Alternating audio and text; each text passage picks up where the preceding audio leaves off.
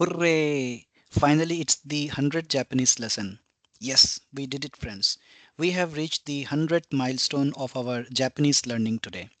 Thank you so much. Domo arigato gozaimashita for continuously supporting this channel and being a part of this Japanese learning journey. I do expect your support in future as well and hope that you will continue to watch the videos of this channel and keep liking them. Okay, so now let's get into the content of today's lesson. Today we are at lesson 100 and we have 5 kanji characters to learn today. So kanji 96 to 100, and as you can see on screen, these are the 5 characters which we will be learning today. So let's begin. The first one is this kanji, which represents rice which is uncooked. It also represents the country United States of America, and it is also used to denote the length unit meter. So let's begin with the readings. The kunyomi reading is kome and yone. The onyomi readings are bei, mai, and metoru. So now let's look at the application of these readings in some example words. So these are the kunyomi words. The first and the most important related to this kanji is kome, which means husked rice grains of staple product, etc. And it also represents necessity. So kome, and it is also sometimes referred to as okome because o is the honorific, and since rice is a very important part of the Japanese society, so it is given respect and it is called okome, just like osakana, ohashi, and so on. So kome means uncooked grains of rice, that is raw rice. Then we have komegura, komegura, which means rice granary. Then we have aruborio kome, arborio. So as you can see, this is katakana because arborio is the foreign word. So arborio kome, arborio rice, which is an Italian variety. So arborio is an Italian word. Then we have yone, which means 88 years old, and it also represents rice. Then we have yonezawa gyu. Yonezawa gyu means yonezawa beef. This is a kind of beef. And finally we have hakumei. Hakumai. Hakumai means polished rice or uncooked white rice. So the bran has been removed from the rice and it is polished. Now let's look at the onyomi examples. Bei. Bei is nothing but the United States of America, the USA. So this is interesting that this same symbol is used to represent America. Then we have beika. Beika means rice price. Then we have zaibei. Zaibei means someone who is residing in the United States. Then we have seimai, which means rice polishing or polished rice. And this is the one which is used as the unit of length meter. So metoru. So again, this is katakana since this is an English word, meter, metoru. So you will find this kanji character when there in certain cases where the length is expressed in meters. You will find this in place of meter. This is a radical by itself, and you should not think that this is the tree radical. No, this is independent kanji character and it has nothing to do with the tree radical. So now let's look at the stroke order. This is the first stroke. This is the second stroke, the third stroke, the fourth stroke, the fifth stroke, and the sixth stroke. In this way, this kanji character will be written. So very easy. Now, from where has this kanji evolved? So as you can see, these are the various ancient pictograms representing this same kanji and how these have evolved. So the first ribbon shows all those characters, and in the second one the logic is explained. So you can see this is the rice plant and this is the spike of the rice. Now if you take this spike and look at it closely, you will find something like this. And this is what from the ancient time they have inscribed on papers, and then on bamboo, then on metallic plates, and finally in today's world, in today's modern world, this is the final symbol that has been finalized. So very easy to understand how this symbol has evolved.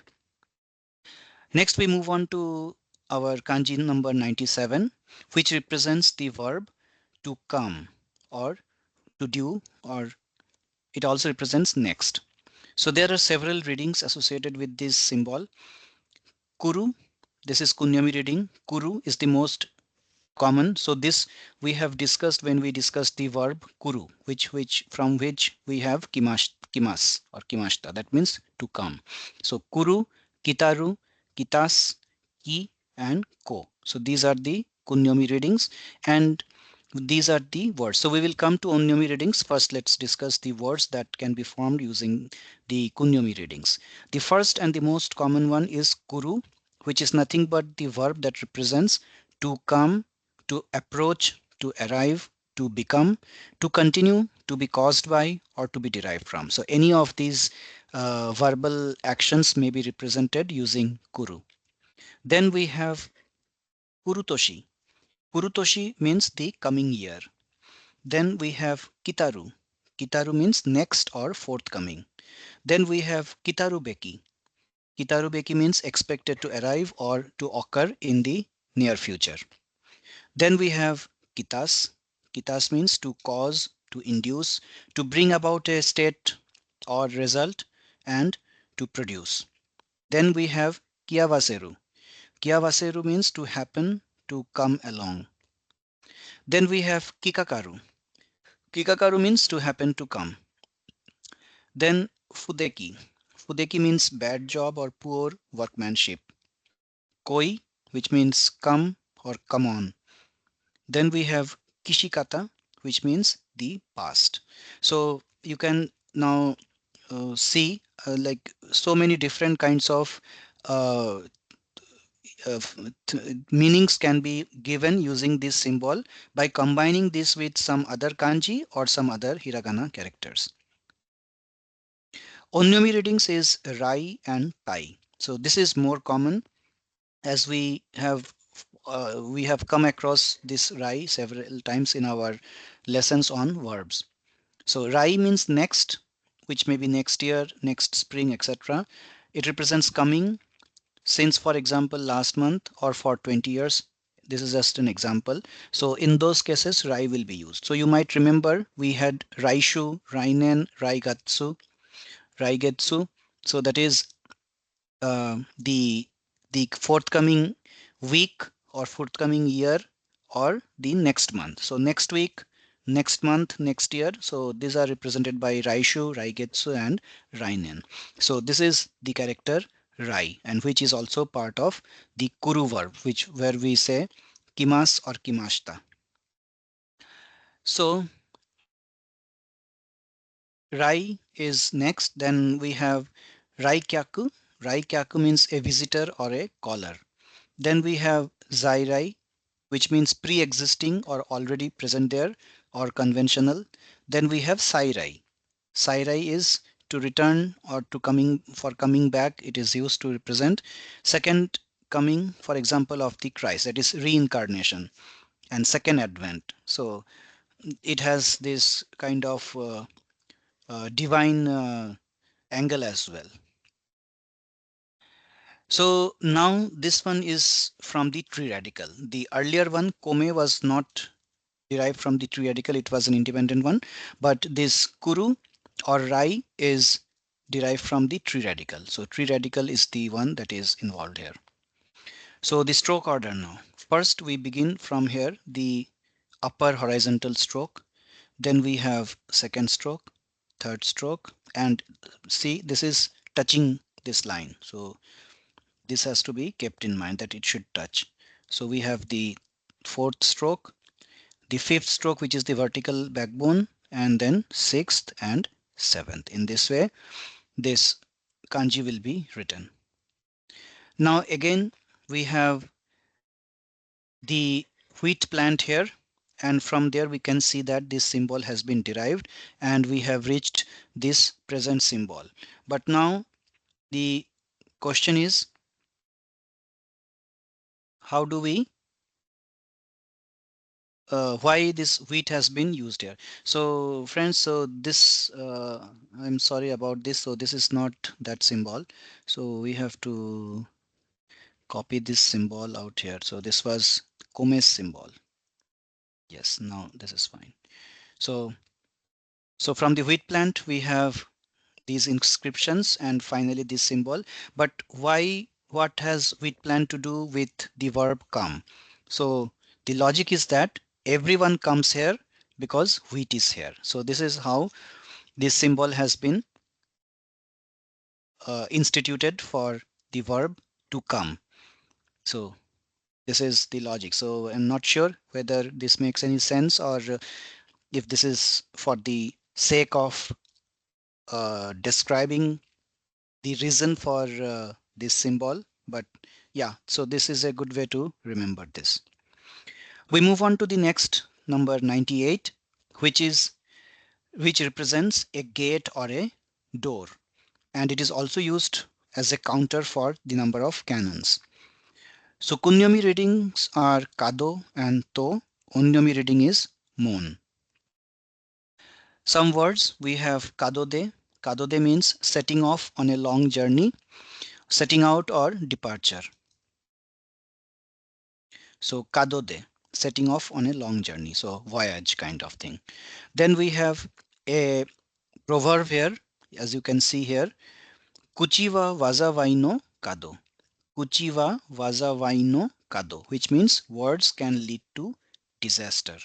So one should be very careful about the choice of words. So this is a proverb, and when we do a lesson on proverb, we will include this proverb in that lesson. So we will discuss this in detail in our lesson on proverb in near future.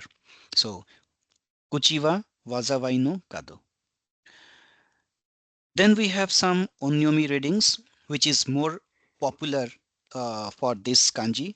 The most important is the mon. Mon means gate or a branch of learning based on the teachings of a single master, division, phylum, and it is also used for the counter for canons.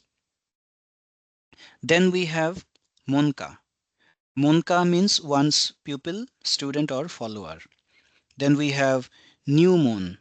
New means becoming a pupil of, becoming a disciple, entering an institution, beginning training, introduction to, primer, guide, entering through a gate. So as you can see, this is the kanji for to enter. This we have done earlier.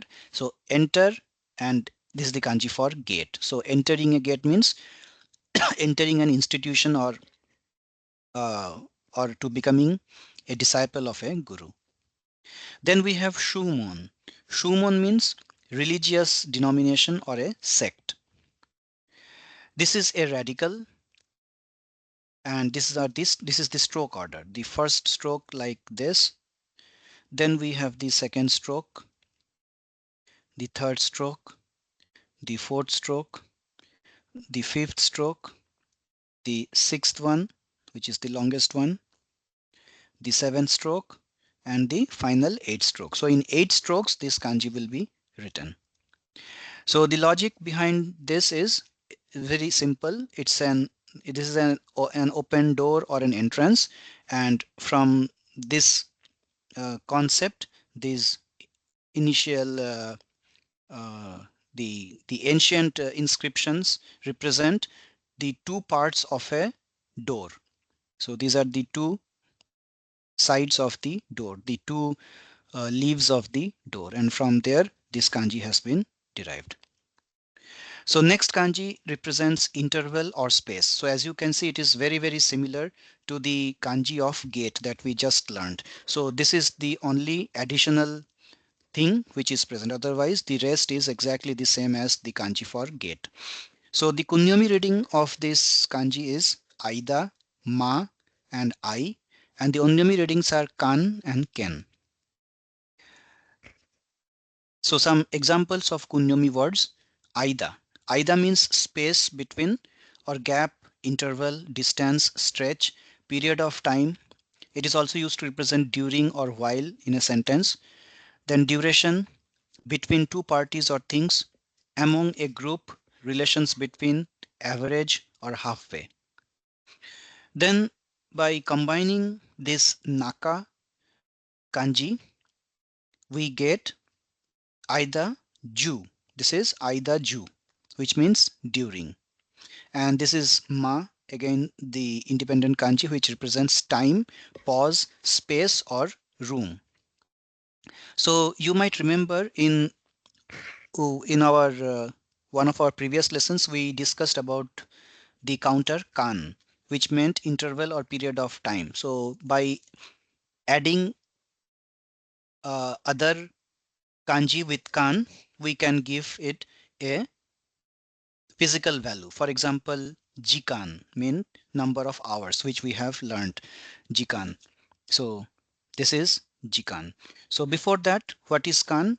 A kan is interval or period of time among, between, inter, good opportunity, chance, estrangement, discord, alienation, spy, secret agent. So several meanings can be obtained depending on the context and depending on the previous and successive characters in the sentence or the word. So jikan is here, jikan, which we have come across earlier in our grammar lessons. So jikan represents number of hours. Jikan, number of hours. So the next one is kankokaku. Kankaku means space, interval or space character or white space. And finally we have uchukan. Uchukan means between right and center fielders in a match, in a field. So this is what this character means. Now, obviously, the radical is the gate radical, which we learned before this symbol, and the stroke order is also more or less the same. So the first these gate kanji will be written, and then this is the sun kanji. So this is the 9th stroke, the 10th stroke, the 11th stroke, and the 12th stroke. In this way, this kanji will be written. It's simple. It appears to be complicated, but it's very simple. Now, the main question is why this kanji has been selected to represent the interval or space or counter for number of hours. This is because this is the gate we know and this is the sun we know. And what is the logic? Consider that you are in a room looking at the moon or sun from the opening of the door. You will only be able to see the moon or the sun for a certain duration, or you will only be able to get the moonlight or the sunlight for a certain period of time. So that's what this kanji means, from this time to that time, or an interval or in between. So these meanings are not limited only to time, but extended to physical space between objects of gaps as well. So this just represents that something is confined between these two sides, and that's why it represents interval or space. Interesting, quite interesting. And finally we have the 100th kanji and the last one for today's lesson. This is again we see a very similar kanji, and here it is used as a verb which indicates to hear, to ask, to listen, or even to smell. The kunyomi reading is kiku, as we know, kikimas. You might remember we did during our verbs lesson. Kiku is to listen or to hear. Kikoeru, onyomi readings are bun and mon. Kiku, it's a verb which indicates to hear, to listen, to ask, to inquire, to query, to hear about, to hear of, to learn of, to follow, advise, order, etc., to obey, to comply with, to grant a request, to accept, for example, an argument, to give consideration to. And then we have kikoeru, which means to be heard, to be audible, to reach one's ears, to sound like, to come across as, to be well known, to be famous, to accept someone's words, to agree, or to understand. And in the onyomi we have bunken. Bunken means information, experience, knowledge, or observation. And we have bunko, which means smelling incense, savoring incense, distinguishing incense by smell, or incense smelling party. So since this kanji also represents the verb to smell, so from there this compound word has been formulated. Radical here is the year. So although there is gate as well as year, but the radical, which is the main symbol out here, is year, because it represents something to hear. So gate is not important here, but the year is important. That's why the radical will be year radical, and this gate will be a part of the kanji. So this is the radical, this is the part. Together they make this symbol. So the stroke order is again the same. For the first, we draw this gate in the same order as we drew it independently, and then we have the stroke order for year, which is the first vertical signal, then the second stroke 10 as this horizontal one, 11th stroke, 12th stroke, 13th stroke, and this is the final 14 strokes. So the number of strokes is quite high for this symbol, 14 strokes. But if you remember or memorize the order, then you will be easily able to learn it. And this year kanji we have already done earlier in this course. So now the logic behind this symbol.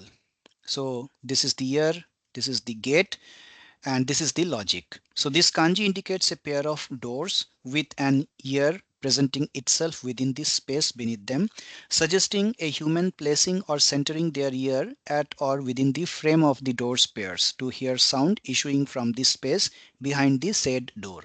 Hence it has the meaning of hearing, that is hearing sound, perhaps whatever is going on the other side of the door, that is snooping. So this is the logic behind this character, and remember that this is not only to hear but also to smell. So although smelling has nothing to do with ear, but somehow this is also used to represent smelling. So friends, that's it for now, and we have completed the 100th lesson of this series, Japanese lessons for beginners, and this is indeed a milestone. And with that we have completed 100 kanji characters as well. So with the we shall continue with the next lesson, 101, very soon. If you are yet to subscribe this channel, please do so. Our address is youtube.com/@saraljapani. Till we meet again, thank you so much for watching this video. Arigato gozaimasu. Mata imasho.